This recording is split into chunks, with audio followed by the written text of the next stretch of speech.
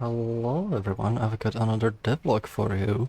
So what I've been doing for the past 10 minutes or so, I don't know how long exactly, but it's a good bit. I've been just kind of sitting here and watching the rain in this world. Just watching it. Um, and the reason for that is, if you remember from the previous devlog, is that the updates for all the background stuff would just freeze randomly and then unfreeze. And I've been here, watching the rain because it's very easy to see on the rain. The rain just freezes out of the blue. Like everything else freezes too, all the asset updates, all the particle updates, but with the rain it's most easy to spot. And it hasn't frozen, so I'm pretty sure it's fixed now. What it turned out to be is actually a race condition in the Interprocess library. And what happens there is, well, I'm gonna face you since I'm talking to you. What happens there is when it writes a new message, it actually writes the message body first and then it writes the header. And the header contains two pieces of information. One, that the message is ready to be consumed by the reader, which is one integer, and then another integer is the length of the message. The problem is, because this is, running across two processes and two separate threads, that writing of the header is not atomic. Which means, in some very, very rare cases, what would happen is there would be the first integer, which says the message is ready to be consumed, that would be written, and then the reader, which is, the render process, or, vice versa, it's also the main process because they're both sending messages. Whichever one, it would read that and it would start processing the message before the sender would actually write the length of the message, which I think is also the reason why sometimes we got zero-length messages, which is a bug I was kind of confused about a bit, and I'm pretty sure this is the cause of it. It would literally just see the first integer written, and then before the second integer can get written, it'll start just processing it, which is a thing that can happen with multi-threading, and it's one of the reasons multi-threading is so difficult. Yeah, right. It's one of the reasons multi-threading is so difficult, because literally you could literally be just writing two values, and you write the first value, and then the operating system is gonna decide, I'm gonna pause the thread. I'm gonna pause your application and run another one. So even though it seems like, two tiny operations, sometimes the thread will literally pause after writing the first, integer. And then run the other one, which is gonna assume that, the entire state was written and gonna process it as such, but the other side just, the other integer wasn't written, so it, just doesn't interpret it properly. And then, later the thing would actually resume, it would finish writing the rest of the message. And that's a thing that can happen with multi-threading. It doesn't happen super often. Usually it's not gonna pause between the two writes, but it can happen, and that's why most of the time it would run fine, the rain would work, and then now and then everything would just freeze. It's because the state of the queue essentially kind of got corrupted. There was a mechanism that would detect when the queue's kind of stuck and it would sort of reset it, which would actually miss some messages, which I'm surprised hasn't blown up stuff more than it would. I thought it would just kind of corrupt everything and crash the process, but at least I figured it out. So yeah, Legacy hasn't been pausing, it's pretty good. This one took a little bit to figure out because I had to narrow it down to make sure where is it actually happening. I had a hunch it was something with the messaging queue given how it was pausing, and everything I did, I would essentially pump the message regularly, every 50 milliseconds with a message, and then I would see, okay, they're being pumped from one end, but they're, not really being read on the other end, so it is something with a queue, while the other queue that was going in the other direction would still work. But I fixed it in the library. I'm gonna polish up the fix a little bit because it still has potential issues, but like one that should be like way more rare. But ones I wanna fix up anyways. But yeah, race conditions are fun. They're painful to diagnose, but now things work reliably as far as I can tell. It's kind of like why I've been just standing here watching the rain, seeing if the rain stops, and now it no longer stops and it keeps going. So I'm pretty confident that was the actual cause, and now that it's fixed up. I can like poke around some more over the world. And wait, did it just... was there a ship sound? I don't think I ever heard it before. Anyways, yeah, race conditions are kind of hard because they're also hard to trigger. Like you pretty much, a lot of the times you just have to let it run for a while and see like does it encounter the bug. So like you're never like 100% sure, but usually when I was testing this, I would replicate it within the first few minutes, and it's been like way longer than that, and it's been running stable. So the changes I did, that they definitely made a difference. But yeah, one of the things that also comes up, you know, with multi-threading is you often have to like think what is an atomic operation and what is not, because for anything that is an atomic operation, you are guaranteed that the full state of it is gonna be written out. Like you're not gonna get like a partial state.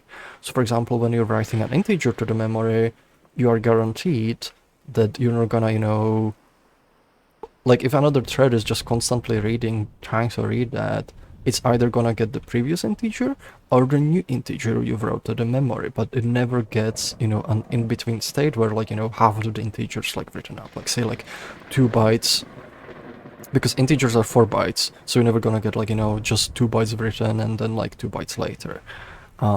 It does the 4 bytes pretty much at once as an atomic operation. But writing more complex string like the message header, that is not an atomic operation, and that's why this library would have the issue where we just kind of get stuck now and then. It's also interesting because there we actually have 2 queues. There's like one that's like sending the main data, like the you know, the frame submissions, and there's like, you know, one that's for all the background stuff. That's all the asset updates, you know, whenever meshes are updating, particle updates, it's like messaging all that. They are separated because it actually improves the frame pacing.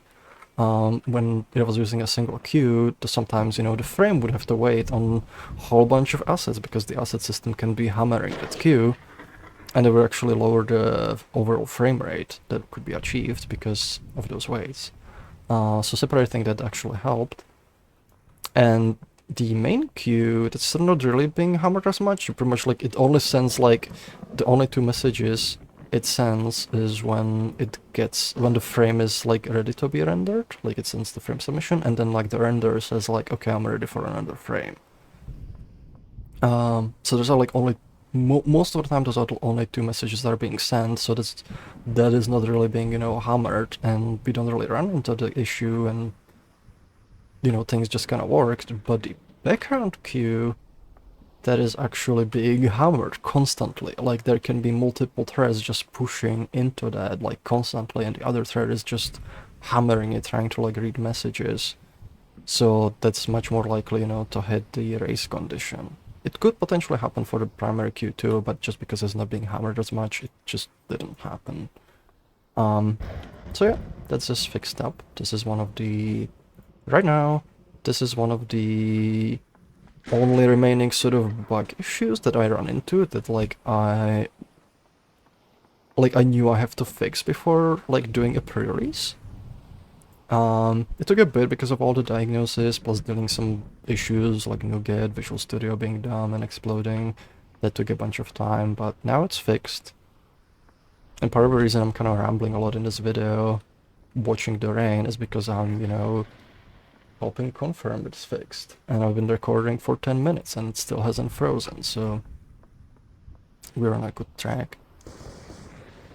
But yeah, now this bug is out of the way, the build, it seems stable enough that I feel like the major issues are kind of out of the way, and it is I would consider now to be on track for doing a pre-release. I do want to implement a few more things before I do that. They shouldn't be that big of a things, they just take a little bit. Like one of them, probably maybe the only one, is this, because this is not implemented, so this just gets, garbage data. Shouldn't be too big of a thing to implement.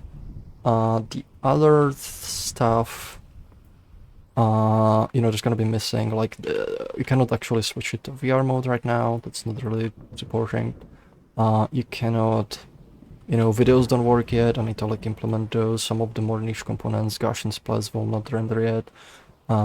Render transform override doesn't work yet, which, if you're testing, you'll have stuff in your face, but, that doesn't affect, like, testing things and stability and rendering of stuff, so, I want us to get started, like, on testing as soon as possible. Because that way, while I work on the other stuff, other people in the community, like, you can, help narrow down some of the minor kind of like bugs and things, and it helps makes things happen faster.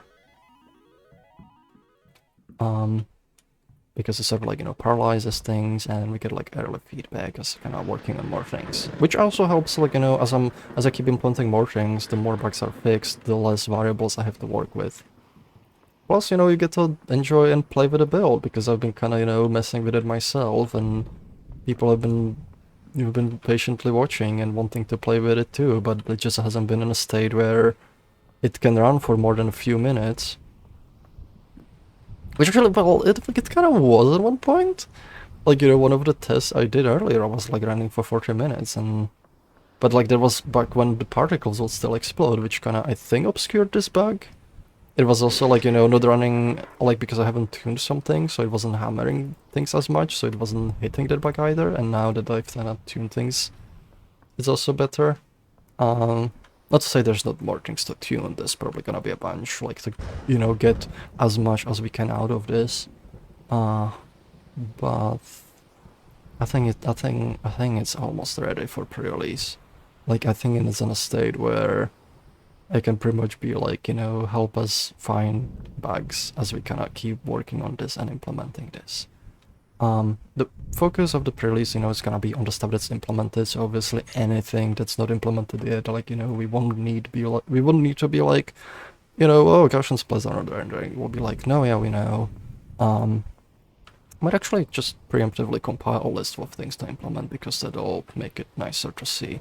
That way I have it like on a list, and I don't have to worry about, like, I can be like, just check the list of these issues. If it's on this list, don't report it. But yeah,